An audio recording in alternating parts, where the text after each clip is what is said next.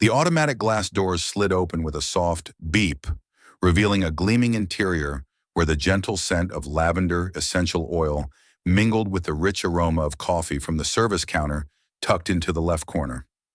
Brighton Grove, the upscale grocery store nestled in Boston's affluent Beacon Hill neighborhood, didn't feel like a place where people shopped.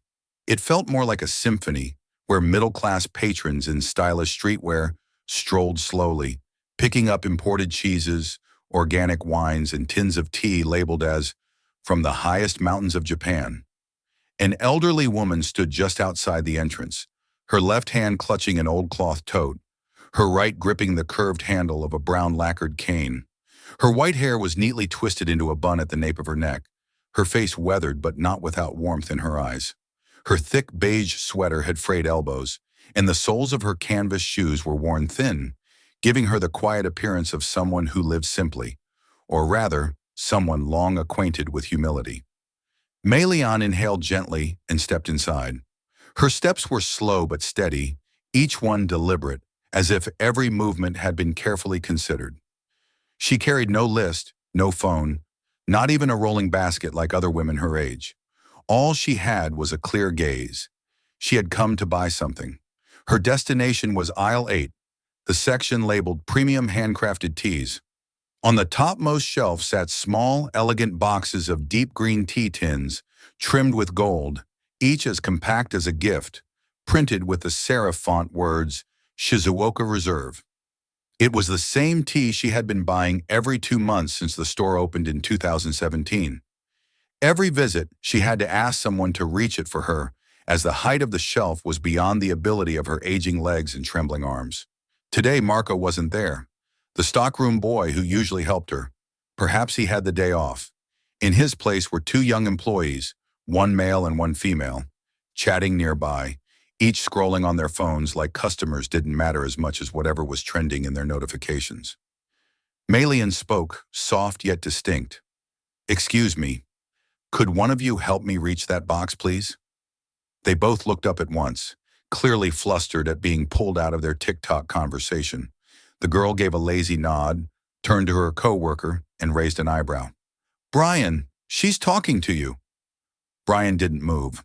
Instead, he shrugged. "It's peak shopping hour. I need to stay in position. If she can't reach something, she should call the hotline and order ahead."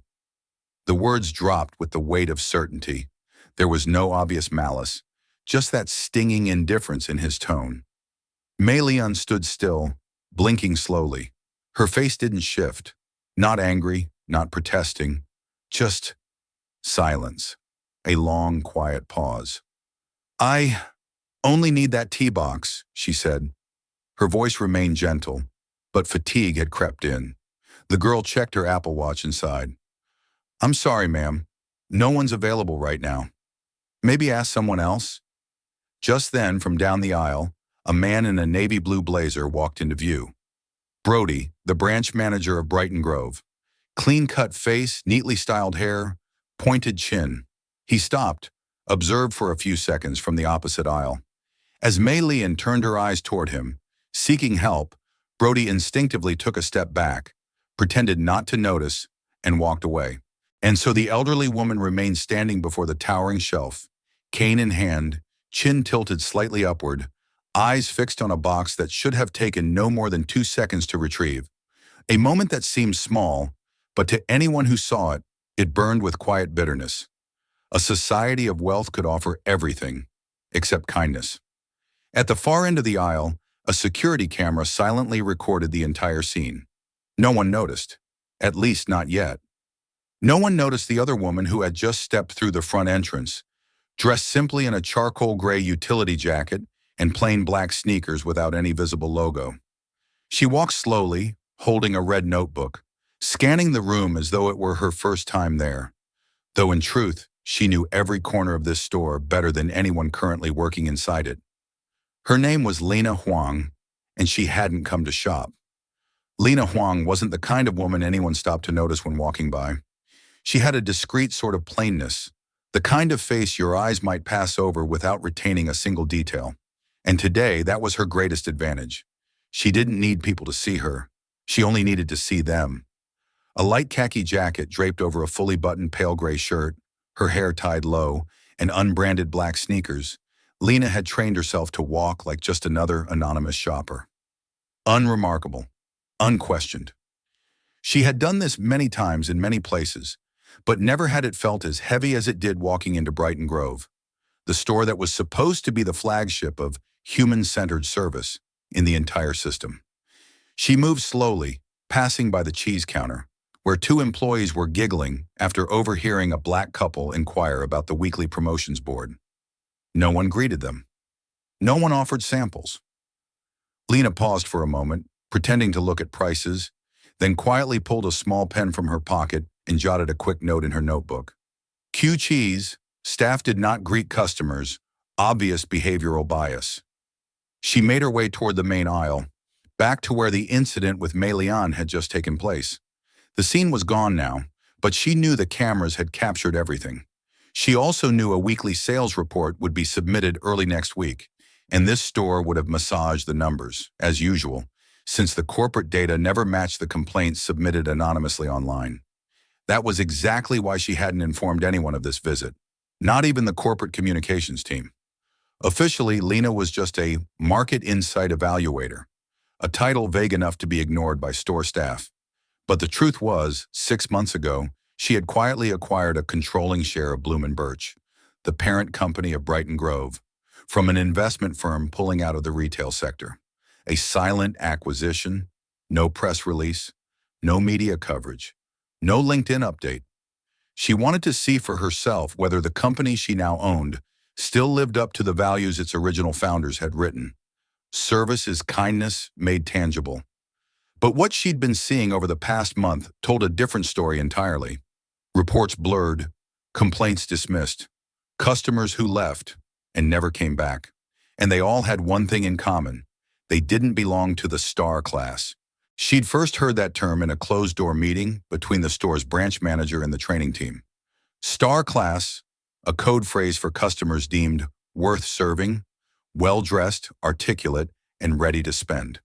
People like the elderly woman this morning were not considered part of that class.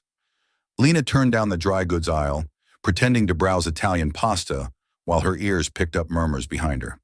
That lady in the gray jacket. I saw her yesterday at the South End store too, came a young woman's voice. She moves around like she's filming something. Super weird. Looks like a retired school teacher or something.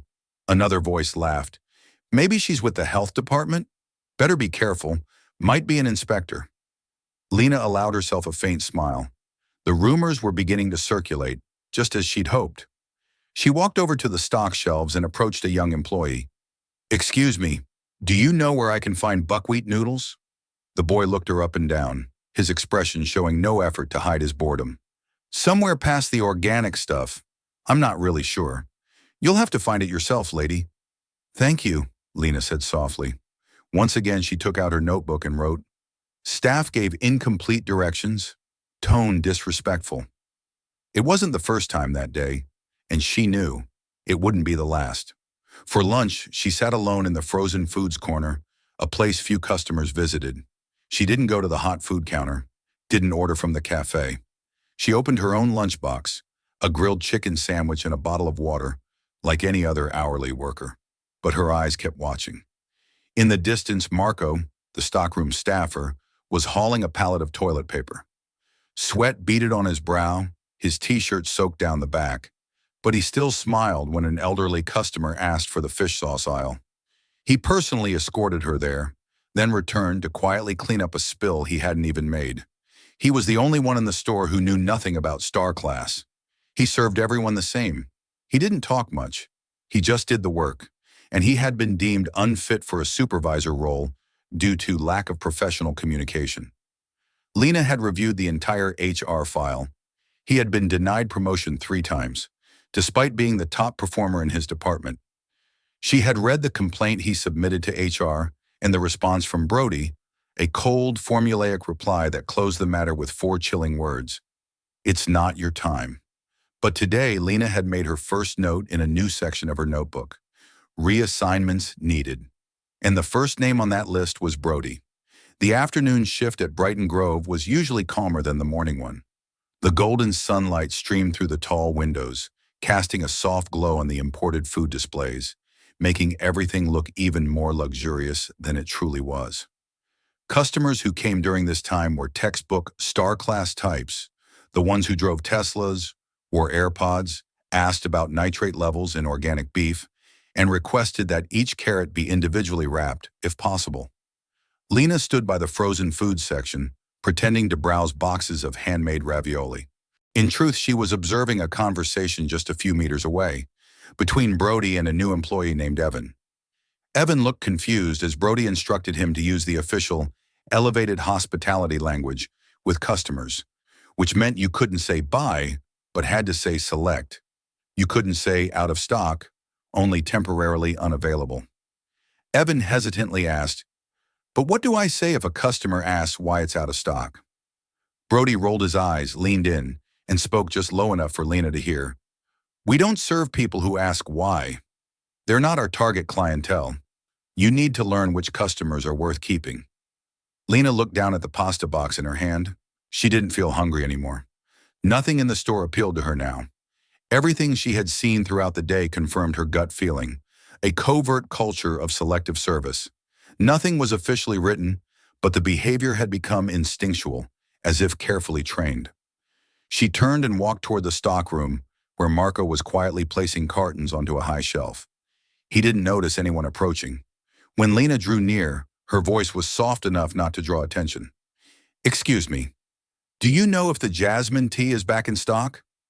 Marco looked up, wiped his forehead with his sleeve, and smiled.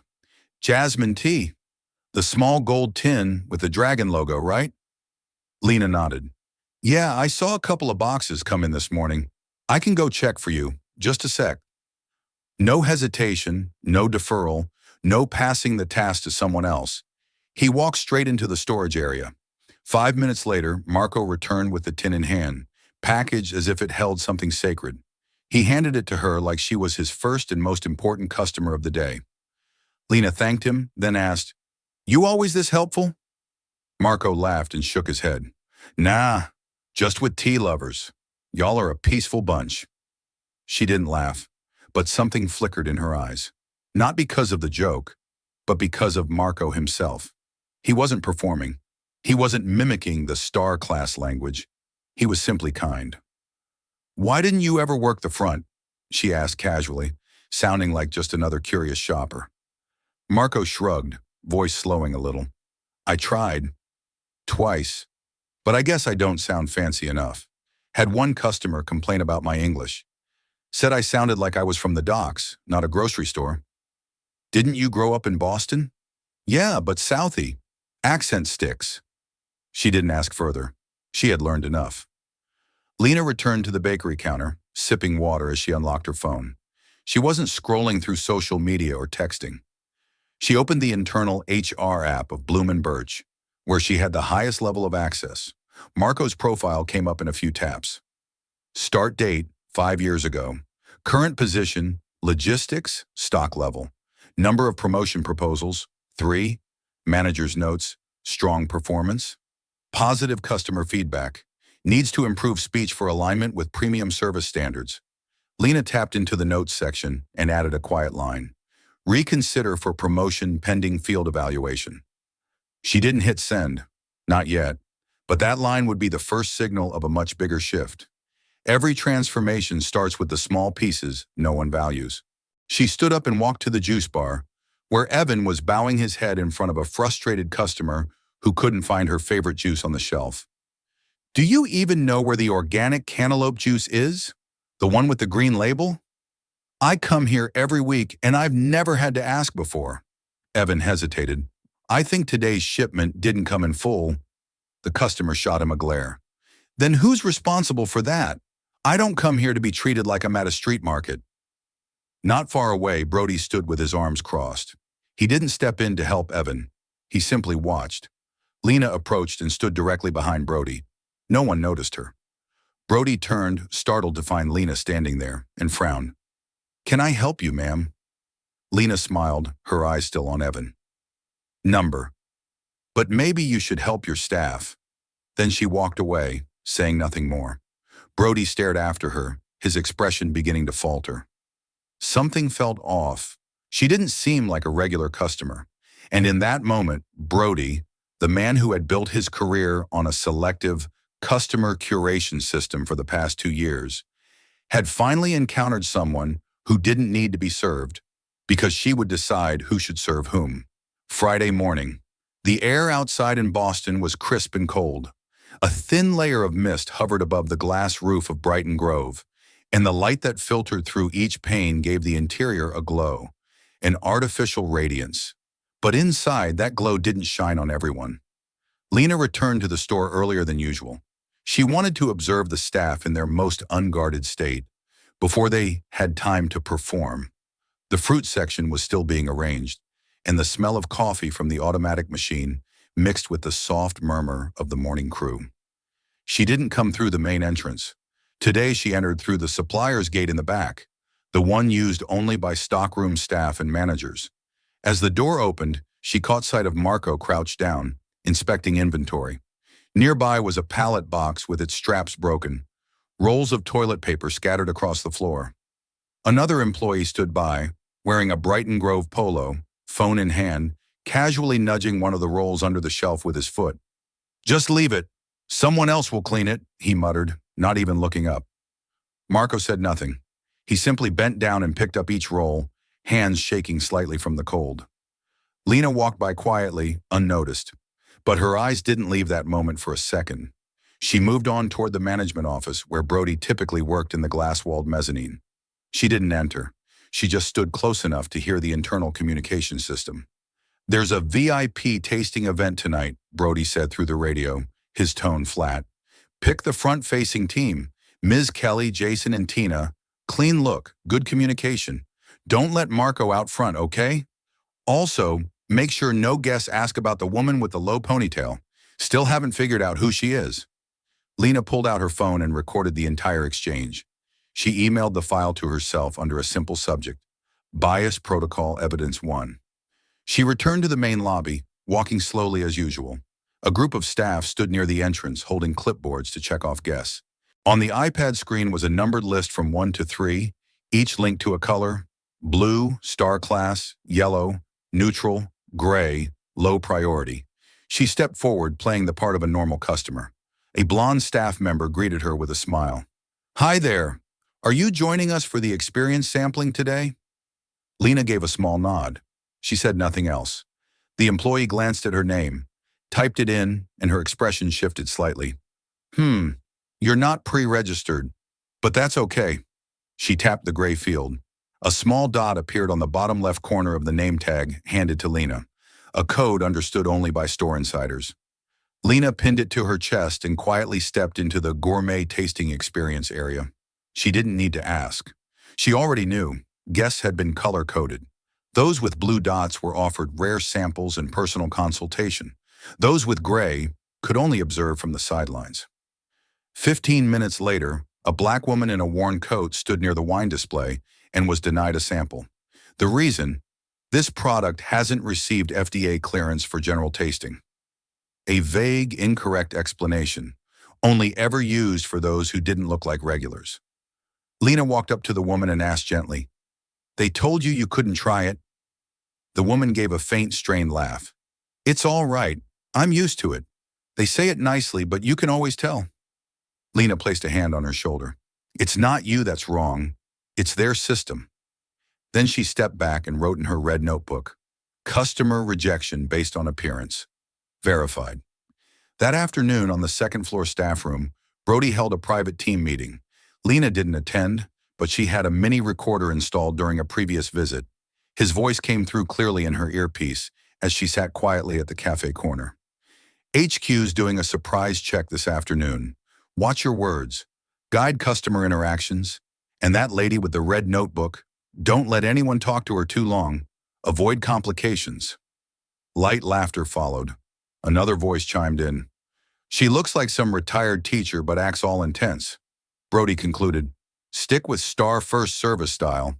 Anyone who doesn't like it, well, they probably can't afford to come back anyway." Lena turned off the earpiece. She wasn't angry. She wasn't disappointed. She was simply clear. She now had enough evidence to dismantle the entire system. But not just yet. To expose a toxic culture, she needed one final moment, an act so blatant, so undeniable, that no one could excuse it or spin it. And she knew that moment was coming, very soon. After the afternoon rush hour, Brighton Grove settled into a quieter rhythm. The crowd thinned, and the white ceiling lights began to take over the role of guiding the atmosphere, replacing the natural sunlight that had faded behind the brick-lined streets of Beacon Hill. Smooth jazz played steadily from the overhead speakers, as if suggesting everything was peaceful. But Lena knew that peace was a facade. She turned into a small corner near the frozen food section, where a few square stone tables had been placed for staff to rest during short breaks. No one was there. She sat down and opened her lunchbox, half a sandwich left over from the day before. The bottled water was no longer cold, but the only thing she truly opened was memory. The scent of cold chicken brought her back to a Friday afternoon in 1992. Little Lena, then 10 years old, holding her mother's hand inside a vintage-style American bakery in Quincy. They had gone there for a promotion. For every receipt over $10, customers would receive a free blueberry pie. Her mother, Mrs. Huang, had scraped together enough coins from her purse to buy 4 pieces of toast and 2 bottles of milk. Just enough. As they stood at the register, the cashier, a white woman in her 40s, looked at Mrs. Huang's hand as she counted out the change and said flatly, "I'm sorry. You're short by 12 cents. Mrs. Huang quietly reached into the pocket of her coat and pulled out 2 more loose coins. But as she placed them on the counter, the cashier pushed them all back with an icy voice. "That's all right. We're not a charity." Lena remembered vividly how her mother's hands trembled, but she didn't argue. She simply lowered her head, whispered, "I'm sorry," and led her daughter out the door. That was the first time Lena understood what it felt like to be unworthy of service. Not because her mother caused trouble, not because they begged, but simply because they didn't match someone else's idea of what a real customer should look like. 12 cents was all it took for someone to trample another person's dignity. From that day on, she made a vow. Never again would she allow anyone in the service world to bow their heads simply for being poor, speaking a different language, or dressing simply. Lena's original dream had never been to buy retail chains. She studied applied psychology, then pivoted to HR management and later to marketing. But all of it had been a means to an end. What she was truly chasing was fairness in the smallest, most overlooked places. At the checkout counter, the order station, the shelf just out of reach. She had once tried to reform from the inside, as a strategic director at a well-known F&B chain. But after 3 years, she discovered a bitter truth. If a culture is rotten at its root, no slogan can cover up the stench. She resigned, quietly, disappeared from the media, and began quietly buying up shares from investors pulling out. By the time anyone noticed, Bloom & Birch was mostly in the hands of an Asian woman with a low ponytail, who hated press conferences and never updated her LinkedIn. Lena looked up. Marco was walking by carrying a box. She called softly, "Marco." He stopped unsurprised. "Yes, ma'am? Got a minute?" He stepped over and pulled up a chair across from her. Sweat still clung to the collar of his shirt. His hands were marked with ink from the box labels. Lena asked, "Do you like working here?" Marco smiled, scratching the back of his head.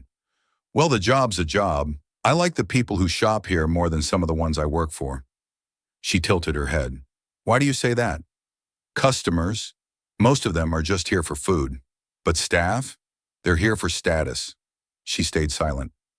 Marco continued, "I don't mind being the guy who lifts boxes. What gets me is when they act like that's all I'll ever be." Lena looked him straight in the eye. "You're not." Marco frowned slightly. "What do you mean?" Lena just smiled. "Just saying. People see less than what's there all the time." She stood up and left behind a small piece of paper. Not money, not a business card. Just a pencil-written note that read, "Those who lift others see more than those who only look down." Marco watched her walk away, part curious, part confused. But he didn't know that this meeting would become a turning point. Lena exited the break area and returned to the tea aisle. The Shizuoka Reserve tin was still on the top shelf, just like it had been the day Mei Lian was left stranded here. Lena didn't try to reach it. She simply stood and looked up for a long time, as if that tin contained a memory from that old bakery, something no one else noticed, but a child could never forget. Saturday. Brighton Grove was unusually crowded, not because of any promotion, not a holiday. Just that kind of in-between Boston weather that made people want to go out somewhere warm, with some light, some flavor, and the sweet scent of cinnamon pastries to soothe the soul. Shoppers poured into the store like a pre-programmed weekend ritual. They pushed carts, picked produce, sampled cheese, fought over parking spots, as if their lives had slowed down, but still needed to compete over who could find the perfectly ripe avocado first. Lena was there too. No one noticed. She wore nothing out of the ordinary, just the same worn khaki coat, her thin notebook tucked into her jacket pocket, and a fabric tote faded from too many uses. She had received the internal report. Today would be the VIP customer experience, a high-end product sampling event for pre-selected clientele, where elite shoppers were invited to try Swiss fermented teas, handcrafted Belgian chocolates, and cold-pressed juice with a precisely controlled sugar concentration of 1.4%. But Lena wasn't there for any of that.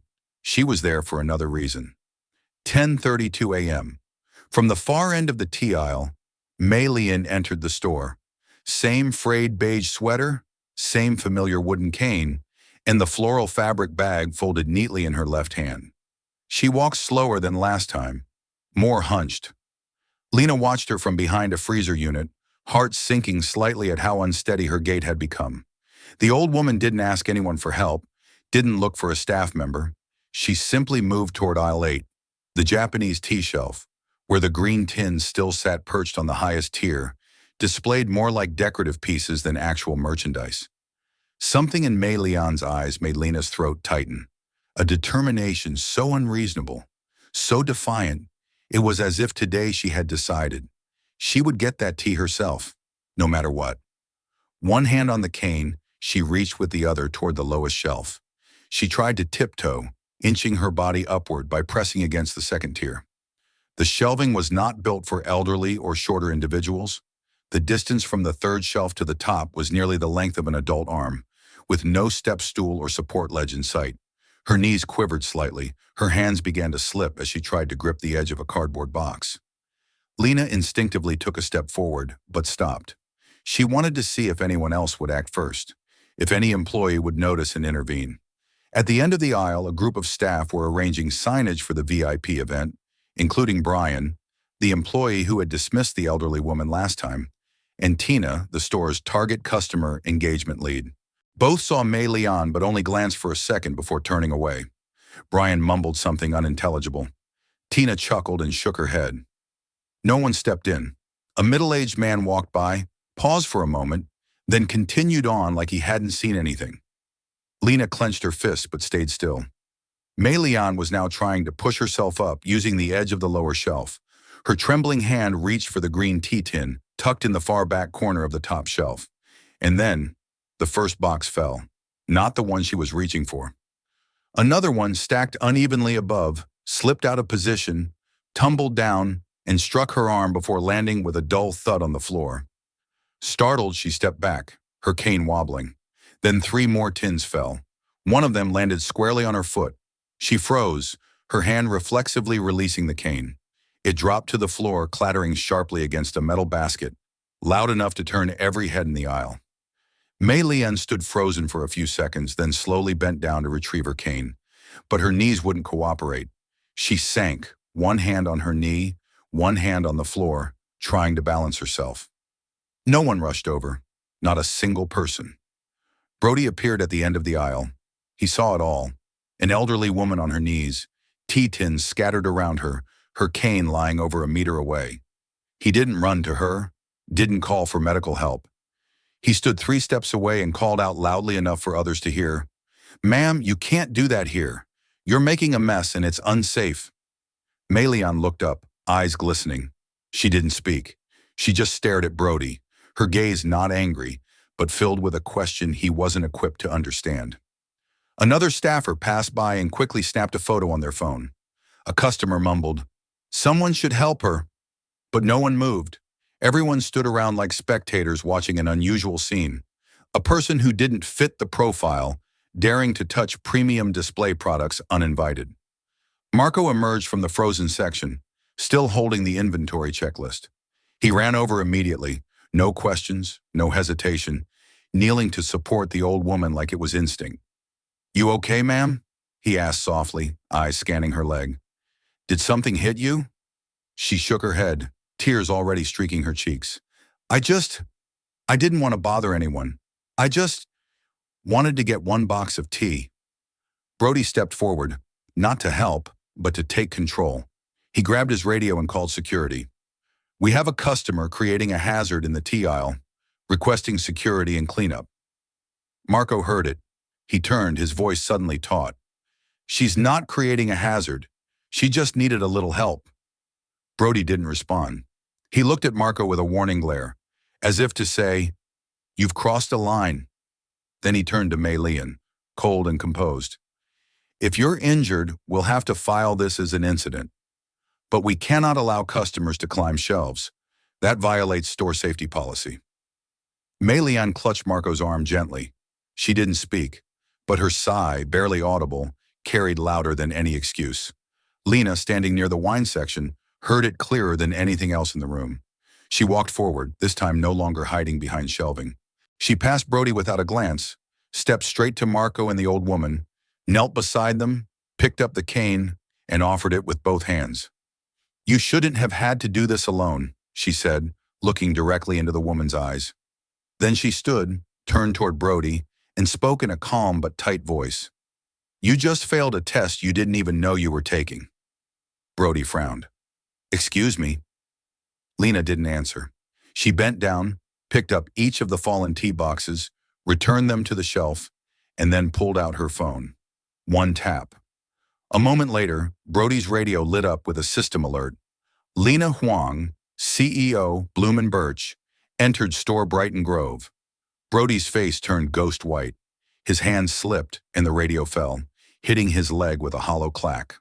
And just like that, without a single raised voice, without anyone yelling, a quiet earthquake began to shake the foundations of the store. The atmosphere in the store shifted in an instant, as if someone had pulled down an invisible curtain and dimmed the light. Everyone who witnessed Lena reaching down to pick up the final tea tin stood frozen, like time had paused.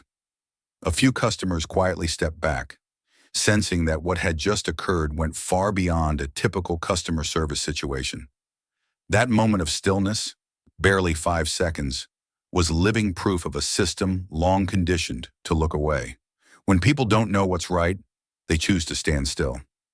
Brody still hadn't moved. His radio lay at his feet, emitting a sharp screech that pierced the silence like a rude reminder of reality. He scrambled to regain control, his voice hoarse with surprise. I didn't realize." Lena cut him off with a simple hand gesture, like silencing a song with bad static. "That's the problem. You didn't realize. And you're in charge." Marco, still helping Mei Lian stay steady, now looked at Lena fully for the first time. He took a small step back as recognition struck. This was the woman who had quietly watched him, asked about tea, and left a handwritten note. Suspicion and wonder crossed his face, but Lena only nodded softly, a silent confirmation. Brody, trying to regain control, bent to pick up the radio and forced a calm tone. "We'll need to review protocol with legal. This situation—" Lena interrupted again, this time with steady, clear words, each syllable like a nail driven into the wall. "There is no protocol for treating elders with dignity.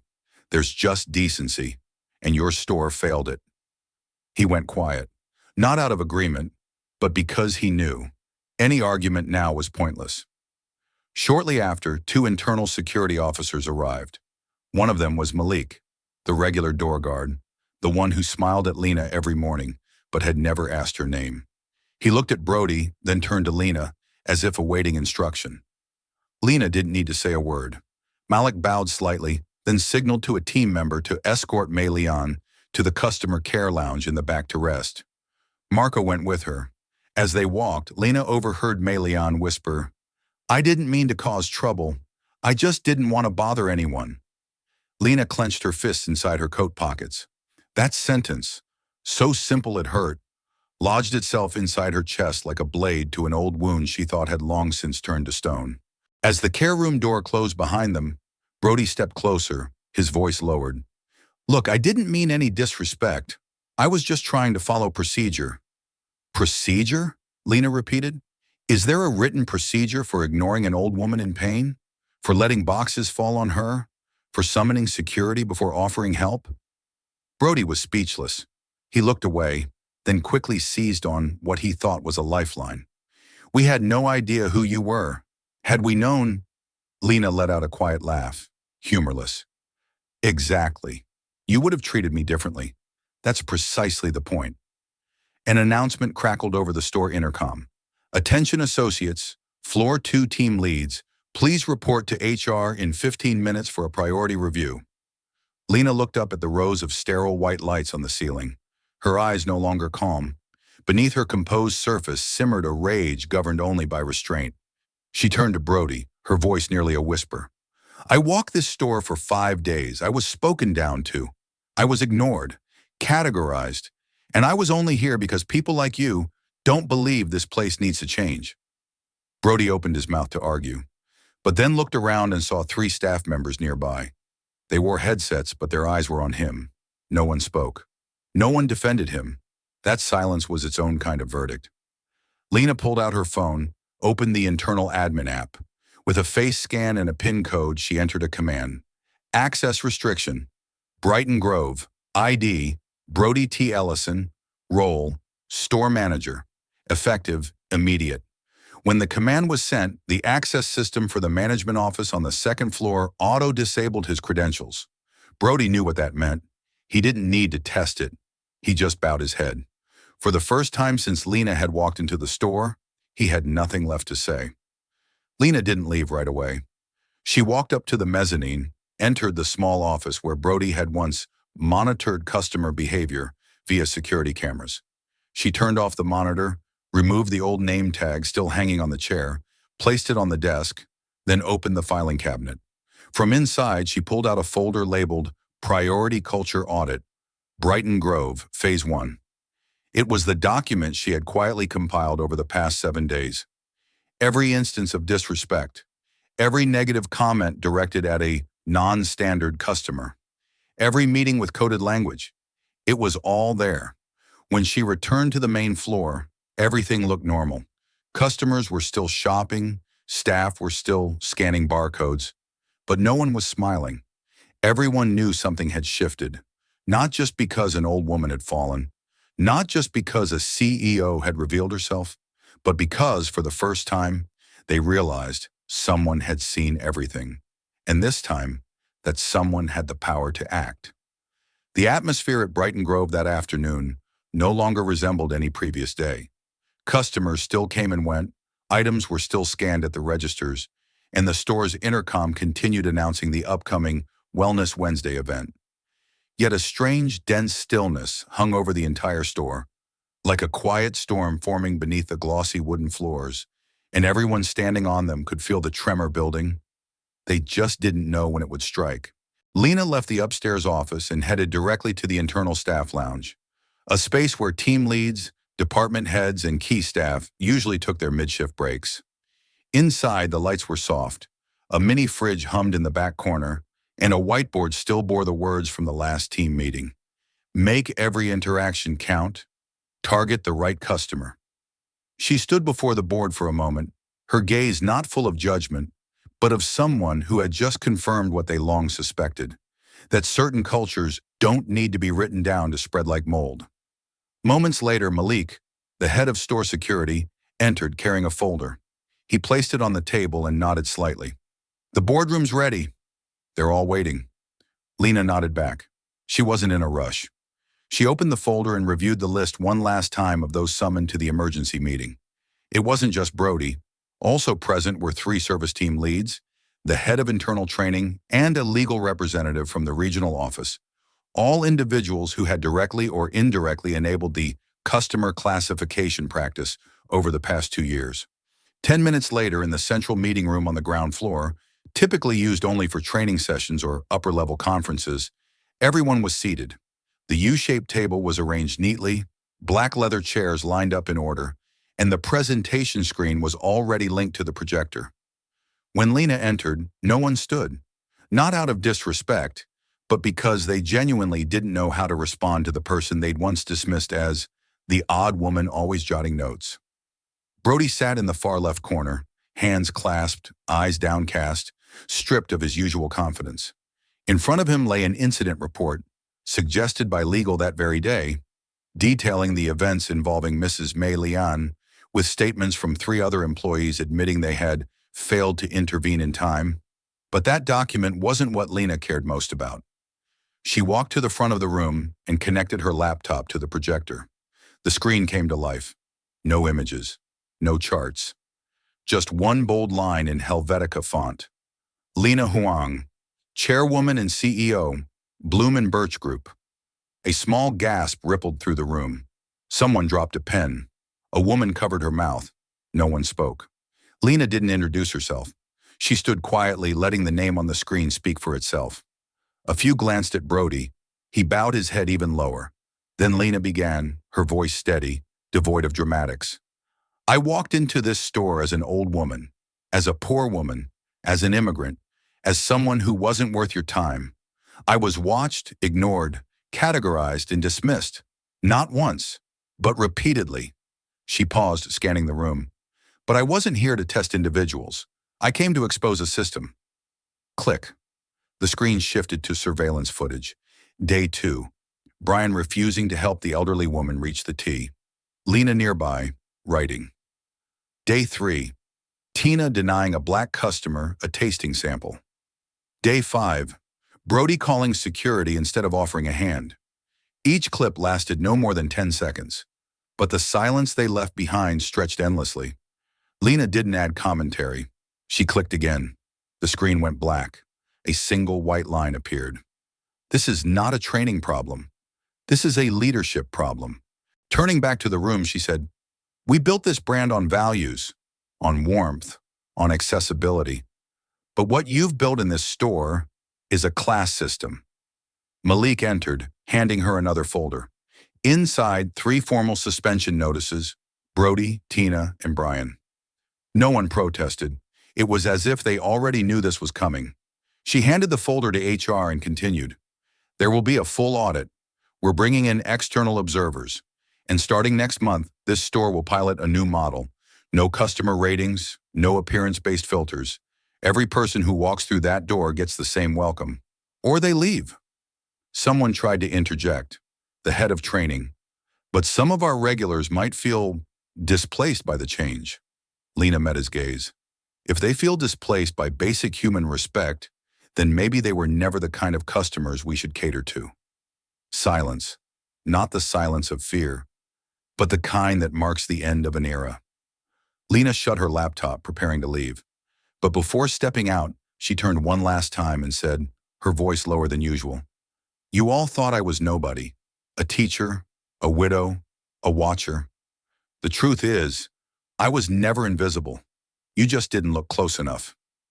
The door closed behind her, but the door of awareness had just opened, for the entire system. On Monday morning, a line appeared on the Brighton Grove main lobby's electronic message board, one that had never shown up before. All staff members to report to Community Hall, 10:30 a.m. sharp, mandatory presence. There was no company logo, no cheery branding, no familiar phrasing like, we value your time. It read like a stripped-down command, like someone had cut away all corporate politeness and left only what was essential. Be there. People whispered. A few flipped through their planners, but everyone knew. This wasn't a product launch or a standard training session. No one said it out loud, but they all felt the shift since Lena appeared, since Brody lost access, since the once dominant faces on every shift started falling unusually silent. At exactly 10:29 a.m., Lena entered the hall, a large room tucked behind the dry goods section, typically reserved for VIP customer events. Today, every employee was there. Cashiers, warehouse crew, internal marketing, even security. No one wore uniforms. No one had name tags. Before the meeting began, Lena gave a clear instruction. No phones, no recordings, no live streams. What happens in here, she said, is not for the internet. It's for your conscience. She didn't stand at a podium. She stood at eye level, in the center of a circle of chairs, where everyone could see everyone else. No tables, no mics, no slideshow. Just a single whiteboard placed in the center of the room, with one sentence written in thick black marker. If you saw it and said nothing, what does that make you? Silence. Lena nodded gently. Then she began, not with a greeting, but with a question. How many of you have seen a customer treated differently because of how they looked? No hands went up, but eyes shifted uneasily. Lena didn't press. I'll go first, she said. She told a story about the black woman denied a wine sample, about Mei Lian reaching for a box of tea, about the way employees scanned customers head to toe before deciding whether to smile or not. She didn't name names. She didn't point fingers, but anyone who'd seen it knew. They'd just been seen. A warehouse staffer, Jaden, slowly raised his hand. I saw the tea thing. The boxes fell. I was in aisle 9. Lena nodded. Did you help? Jaden shook his head. I thought someone else would. I didn't think she'd want me to interfere. Why? I don't know. Maybe I didn't want to get involved. Maybe I was afraid I'd get in trouble for stepping in. Lena looked Jaden in the eye. You won't get in trouble for stepping in. You'll get in trouble for staying silent. A sigh came from the back. Angela, the fresh foods floor supervisor, turned toward the circle. We've been told for years to prioritize the image, that not all customers are equal, that some bring value and some bring problems. Lena didn't challenge her. She simply asked, Who told you that? Angela didn't answer. Lena turned back to the whiteboard and added a new line. Culture is what you permit when no one's watching. Then she opened a small laptop and connected it to a portable screen in the center of the room. A video clip began to play. Surveillance footage of Brody in a closed-door meeting instructing the service team. Don't let the wrong customers linger. Guide them out with courtesy. His voice echoed through the speakers. Polished, empty phrases designed to push people out the door, dressed in polite tones. A few employees leaned in. No one spoke. Next clip, an internal group chat labeled Star Class Tier 1, showing a photo of Lena scribbling in her notebook, captioned, The coupon lady strikes again. Then more screen captures, photos of customers taken without consent, color-coded by status. Lena didn't comment. She shut the screen off, then looked around the circle. Do you still think this is a customer behavior issue? A young cashier, just recently hired, sitting in the last row, said quietly, No, it's us. Lena pressed her lips together, nodding, grateful for the honesty. Here's what's going to happen next, she said. This location will undergo a 3-week culture rehabilitation program. Every team member will participate. Roles will be reevaluated. New guidelines will be implemented, not to punish, but to realign. Someone asked, What about those who refuse? Lena didn't hesitate. Then they can leave, and we'll thank them for their time. No one objected. No one stormed out. On the contrary, eyes that once looked at her as that outsider were now focused with a clarity she hadn't seen before. Not because she was the CEO, but because they had finally realized the power to redefine this place didn't belong to the one who paid their wages, but to the one who dared speak what everyone saw, but no one had ever said aloud. The session ended after more than an hour. Lena didn't hand out any documents. No follow-up email. She left the whiteboard with just 2 lines, and before stepping out of the circle of chairs, she said one final thing. Respect doesn't scale unless it starts at the ground floor. And on that day, for the first time since Brighton Grove opened its doors, the sound of employees' footsteps didn't echo with routine, but with awareness. Since the Monday morning meeting, Brighton Grove seemed to enter a strange cycle of reconstruction. No one was forced to do anything, yet everyone behaved differently. Conversations in the dry goods section grew quieter. Eyes that once avoided contact with customers now actively sought moments to say hello. No more whispers in the old group chat. The Star Class Tier 1 thread was was permanently deleted from the internal system that very afternoon. Not because of a memo or warning email, but because a new kind of collective awareness had taken root. This time, silence couldn't be used as shelter. Marco kept working like usual, quiet, diligent, still the first to enter the cold room each morning and the last to check the pallets at night. But what changed were the looks people gave him. No more commands shouted from upstairs like he was a machine. No more whispered jokes like, "You have to repeat things 3 times for Marco." He didn't know why, or rather he sensed something had shifted after what happened with Melian. But he couldn't have imagined just how deep the change would go. On Tuesday afternoon, Lena called Marco into the small back office, the one Brody once used. He knocked, tape from unpacking still stuck to his hand. Lena looked up from her laptop and motioned for him to sit. She didn't begin with a question. Instead, she opened a drawer and pulled out a folder. On the front it read, Marco Javier Ortega. She slid it toward him. Marco glanced down, nervous. "Am I in trouble?" Lena shook her head. "Number, you're being considered." His brow furrowed. "Considered? For what?" Lena opened the folder and flipped to the first page. "For a newly created position. We're forming a role called Community Culture Lead. Someone who isn't afraid to speak up. Someone who represents the customers we usually overlook. Someone who treats people like people, not data segments." Marco said nothing. Then he let out a soft laugh, gravelly and genuinely surprised. "I didn't even graduate college." Lena smiled. "Neither did my grandfather. But he taught me how to recognize dignity in a handshake." He looked down at his hands, the same ones used to the freezing cold of storage, label ink, packing tape, and rough gloves. Hands that had never held a microphone in a company meeting, never written a single suggestion on the store's idea board. But those same hands had helped lift Mei Lian from the floor when everyone else chose to stand still. "Why me?" Marco asked. "Why not someone from the front office?" Lena leaned back. "Because people from the front don't know what the back looks like." The air thickened. He looked at her, at how she sat, not higher, not hidden. A CEO without a walnut desk, without a gold-plated logo on her blouse, without the voice of a TED speaker, just an Asian woman, dressed plainly, looking him in the eye, telling the truth. He nodded. "Okay, I'll try." Lena extended her hand. The handshake between them, without applause, without an audience, was the moment that marked the beginning of a Brighton Grove that would never be the same again.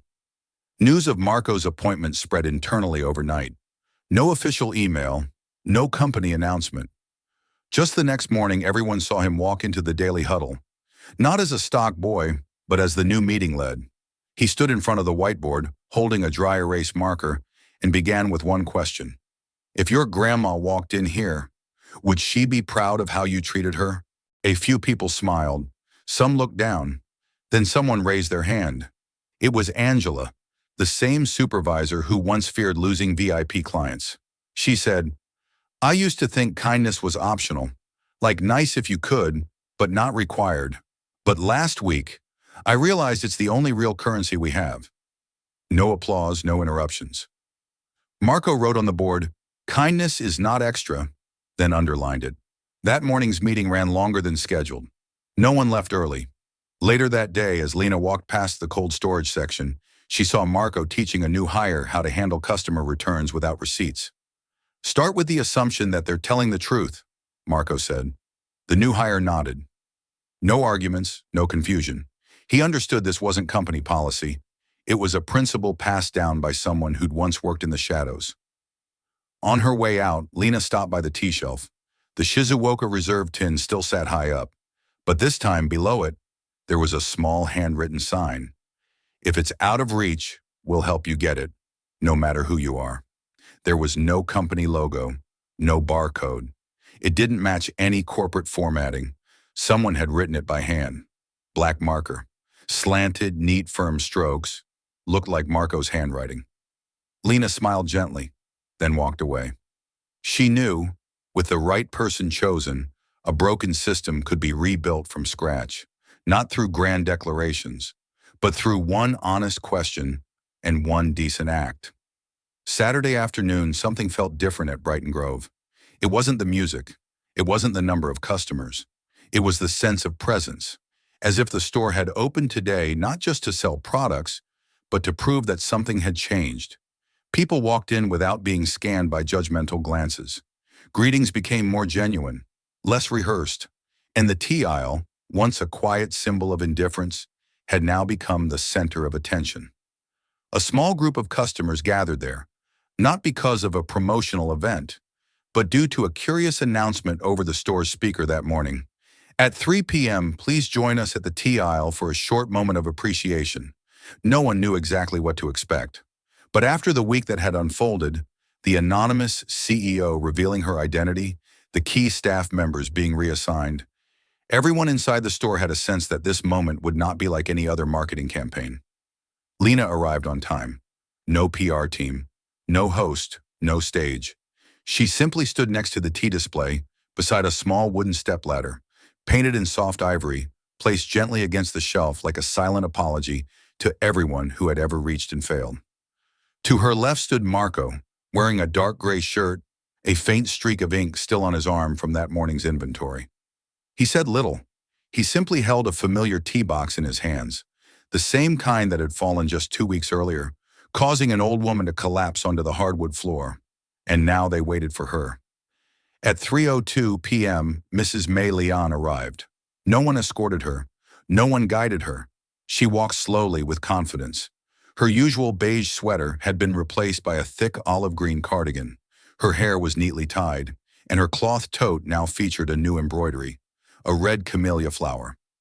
Lena stepped forward with a quiet smile, not bowing deeply, but with eyes that did. Marco bowed, then held out the tea box with both hands. "Ma'am," he said, voice deep and warm, "this is yours." Mrs. Malian took it, her hands trembling slightly, but her eyes never left Lena's face.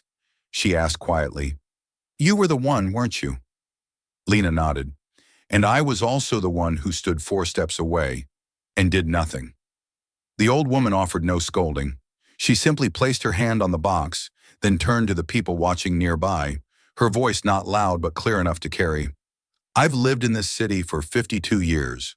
I never thought I'd be invited here, just to receive a box of tea." A soft ripple of laughter moved through the crowd. It wasn't forced. It wasn't mocking. It felt like someone had finally unlatched the silence that had kept everyone stiff for too long. Lena looked around, then signaled Marco to step back. She stood before the group. No microphone, no slide deck. She spoke with a voice that felt real. "There was a time when reaching for this box meant proving you deserved help. That time ends today." She turned to Mrs. May Leon. "Will you help us change that?" The old woman nodded. Lena held her hand, and together they walked to the small step ladder. No one climbed it. They simply stood beside it, and Lena guided her hand to the tea shelf, this time not to pull something down, but to affix a small label on the edge. It read, "This shelf belongs to everyone." Applause broke out, not loud, not synchronized like a team-building exercise, but as a human response. A group of younger employees, once deemed not polished enough for VIP customers, stood at the back of the aisle, eyes glassy with emotion. And Marco, he said nothing. He quietly turned, wiping down the glass tray beside the tea display, as if his greatest joy was simply seeing people gather at the shelf, no longer divided by rank or label. Lena left the aisle soon after. She walked out to the back lot, where the delivery truck still rumbled each morning. She stood there for a few minutes, phone in hand, and sent one simple message: "Brighton Grove, day 1 complete." Back inside at the tea aisle, Mrs. May Leon sat down on a newly placed chair, a low cushioned seat designed for elderly customers. Her hand rested on the tea box. She didn't open it. She didn't take it away. She just left it there, as if its presence today was the answer to an entire lifetime of being overlooked.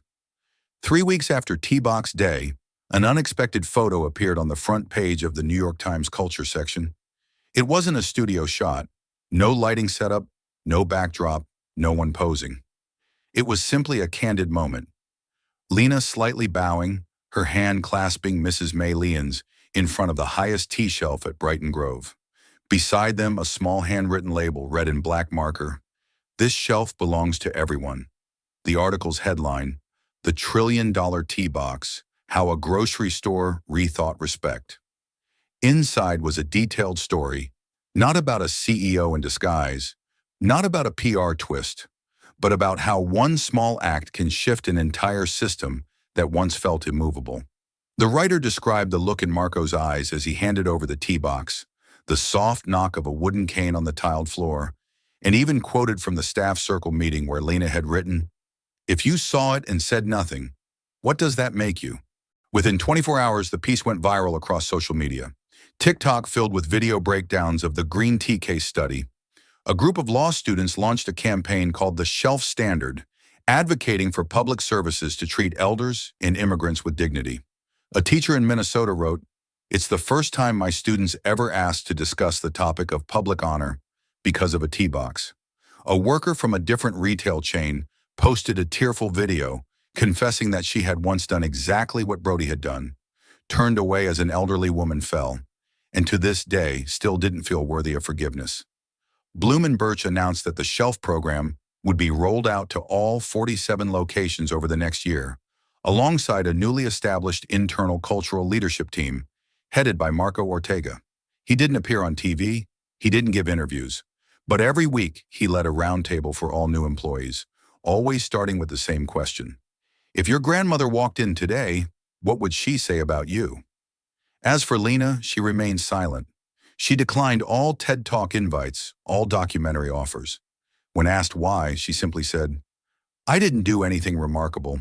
I just helped people see what they'd forgotten to notice." But her actions refused to stay quiet.